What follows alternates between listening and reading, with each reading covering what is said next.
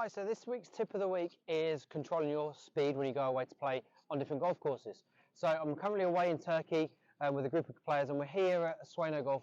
We're on the putting green. Now, first day, the real key is to get speed of the greens quickly. So how can we do this? What are the best tips to do it? So I like to just grab 3 balls, and all I like to do is putt to nothing. So I like to just simply put the balls down and just roll them somewhere across the green, like this. Okay, and I just notice how far it goes, and then I simply grab the next ball, and all I try and do is make the next putt go past that ball, and then I grab the other ball and make it go past again. What I'm trying to do is just notice how fast, how slow these greens are, not react to it, not try and change my putting stroke or my length of backswing, just simply putt, try and get each ball past and notice the speed of the greens. Now what I would do, this is kind of like downhill, left to right, then I would go back up the hill, then I go across the green, and then I go across the other way. Because sometimes we'll walk on a putting green and there's a substantial slope or a subtle slope that we tend to miss.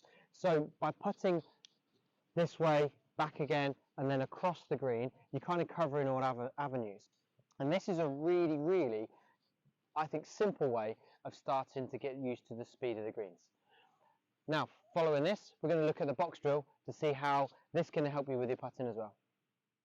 So we've now got the box drill. This is one of Sam's drills that I pinched off him. Really good idea. Set the box up. We've got 10 feet, 15, 20, 25 feet. I've added that one in. And basically what we do is we're just trying to roll the ball and get it to stop in the box. So we're trying to work on our speed. Can we control the speed? Now, you can do it different ways. You can do 3 balls from the same location. You can do as I'm doing and moving back slowly, and we're trying to notice the speed of the greens. The concept of this is trying to just simply get you used to the speed of the greens that you're putting on today. Now, what I would also recommend for me is some people do this, like I described earlier. So this is kind of this way. We might go the other side of the camera and putt back this way, and then we could also go the other side. You just simply pick these tees up, move them across, and work that way. It's a really good way to dial your speed in each and every day.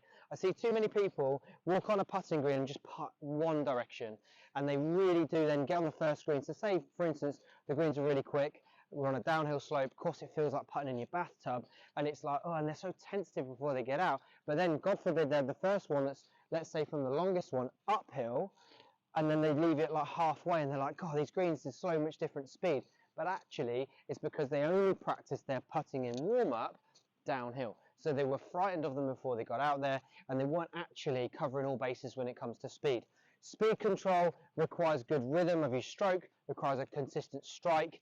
But look, let's be honest, if we can work on these simple things, have a consistent drill to work on them, it will really help your putting. Today we did this, it was the first day at Turkey today, and we did this to start with. We did some other exercises as well before we went out to play.